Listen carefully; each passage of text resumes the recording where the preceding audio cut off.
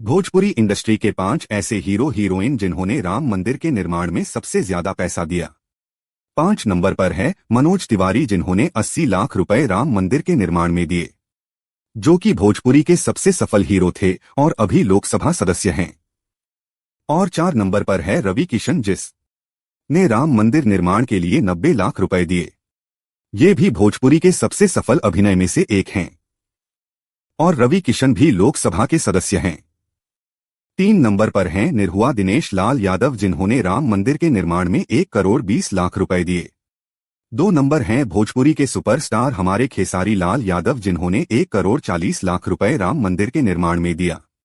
दोस्तों अब बात करते हैं 1 नंबर की, तो 1 नंबर पर है हमारे और हम सबके चाहते पवन सिंह, भोजपुरी के पावर स्टार, जिन्हों राम मंदिर के निर्माण में 2 करोड़ रुपए दिया और पवन सिंह जी मंदिर पथ प्रतिष्ठान में भी आमंत्रित थे और पवन सिंह गए भी थे। दोस्तों अगर आपको वीडियो अच्छा लगा हो तो वीडियो को लाइक, शेयर और कमेंट करें। हमारे डॉली न्यूज को सब्सक्राइब करें और वीडियो पूरा देखने के लिए धन्यवाद।